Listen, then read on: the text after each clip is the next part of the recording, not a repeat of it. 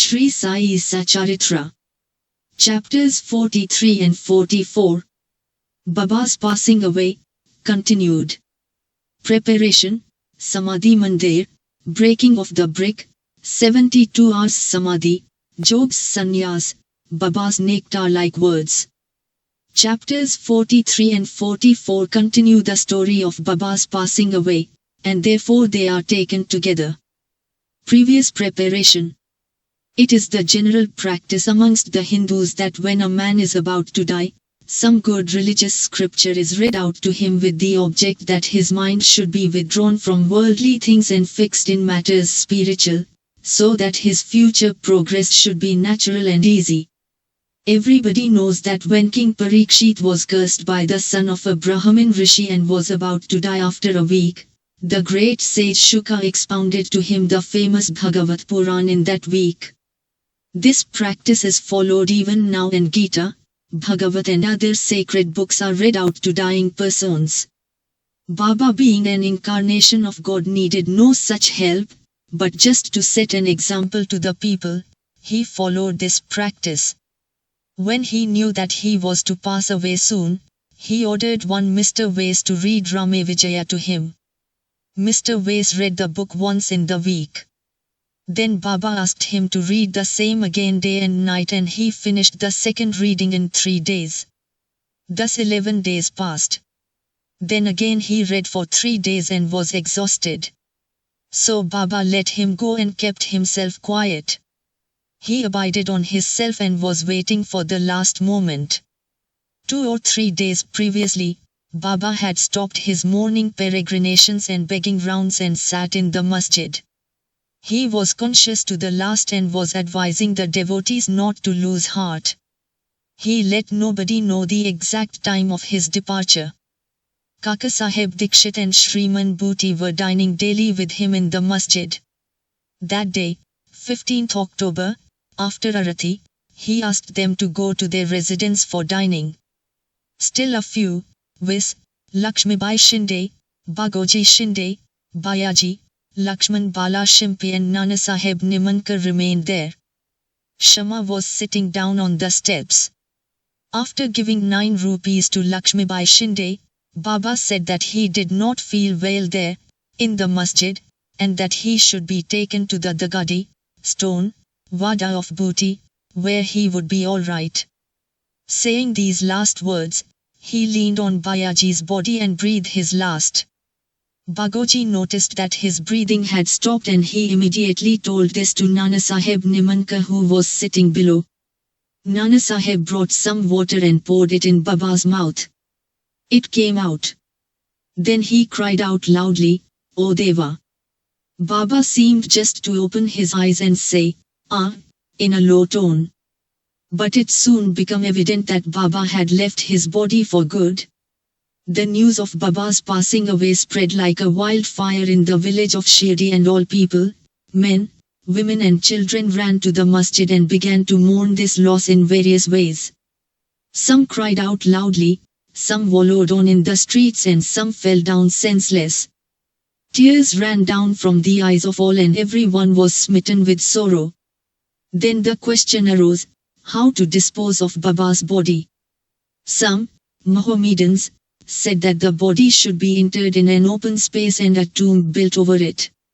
Even Kushalchand and Amir Shakkar shared this opinion. But Ramchandra Patil, the village officer, said to the villagers with a firm and determined voice, "Your thought is not acceptable to us. Baba's body should be nowhere placed except in the Vada." Thus people were divided on this point, and discussion regarding this point went on for 36 hours. On Wednesday morning Baba appeared to Lakshman Mama Joshi in his dream, and drawing him by his hand said, "Get up soon, Bapu Sahib thinks that I am dead and so he won't come. You do the worship and the kakad, morning, arati." Lakshman Mama was the village astrologer and was the maternal uncle of Shama. He was an orthodox Brahmin, and daily first worshipped Baba in the morning, and then all the village deities. He had full faith in Baba. After the vision he came with all the puja materials and not minding the protests of the Molvis, did the puja and the Kakadarathi with all due formalities and went away. Then at noon Bapu Sahib Jog came with all others and went through the Nunarathi ceremony as usual. Paying due respect to Baba's words, the people decided to place his body in the Vada and started digging the central portion there. In the evening of Tuesday the sub-inspector came from Rahat and others from other places turned up and they all agreed to the proposal. Next morning Amir Bai came from Bombay and the Mamlatdar from Kopergaon. The people seemed divided in their opinion. Some insisted on interring his body in the open field. The Mamlatdar therefore took a general plebiscite and found that the proposal to use the Vada secured double the number of votes. He, however, wanted to refer the matter to the collector and Kaka Sahib Dikshit got himself ready to go to Ahmednagar. In the meanwhile, by Baba's inspiration there was a change in the opinion of the other people and all the people unanimously voted for the proposal. On Wednesday evening Baba's body was taken in procession and brought to the Vada and was interred there with due formalities in the Garba, i.e., the central portion reserved for Muralidhar. In fact Baba became the Muralidhar and the Vada became a temple and a holy shrine, where so many devotees went and are going now to find rest and peace. All the obsequies of Baba were duly performed by Bala Sahib Bhat and Upasani, a great devotee of Baba. Breaking of the brick. Some days before Baba's departure, there occurred an ominous sign foreboding the event. There was, in the masjid, an old brick on which Baba rested his hand and sat. At night time he leaned against it and had his asan. This went on for many years. One day, during Baba's absence, a boy who was sweeping the floor, took it up in his hand, and unfortunately it slipped, fell down, and broke into 2 pieces. When Baba came to know about this, he bemoaned its loss, crying, "It is not the brick, but my fate that has been broken into pieces. It was my lifelong companion, with it I always meditated on the self, it was as dear to me as my life, it has left me today." Some may raise here a question, why should Baba express this sorrow for such an inanimate thing as a brick? To this Hemadpant replies that saints incarnate in this world with the express mission of saving the poor helpless people, and when they embody themselves and mix and act with the people, they act like them, i.e., outwardly laugh, play and cry like all other people, but inwardly they are wide awake to their duties and mission. 72 hours Samadhi. 32 years before this, i.e., in 1886 AD, Baba made an attempt to cross the border line. On a Margashirsha Purnima, full moon, day, Baba suffered from a severe attack of asthma. To get rid of it Baba decided to take his prana high up and go into Samadhi. He said to Bhagat Mahalasapti, "Protect my body for 3 days. If I return, it will be alright. If I do not, bury my body in that open land," pointing to it, "and fix 2 flags there as a mark." Saying this, Baba fell down at about 10 p.m. His breathing stopped, as well as his pulse. It seemed as if his prana left the body. All the people including the villagers came there and wanted to hold an inquest and bury the body in the place pointed by Baba. But Mahalasapati prevented this. With Baba's body on his lap he sat full 3 days guarding it. After 3 days passed, Baba showed signs of life. At 3 am his breathing commenced and the abdomen began to move. His eyes opened and stretching his limbs, Baba returned to consciousness, life, again. From this and other accounts, let the readers consider whether Sai Baba was the 3.5 cubits body that he occupied for some years and that he left thereafter, or he was the self inside. The body, composed of the 5 elements, is perishable and transient, but the self within is the thing, absolute reality, which is immortal and intransient. The pure being, consciousness or Brahma, the ruler and controller of the senses and mind is the thing Sai. This pervades all things in the universe and there is no space without it. For fulfilling his mission he assumed the body, and after it was fulfilled, he threw away the body, the finite aspect, and assumed his infinite aspect.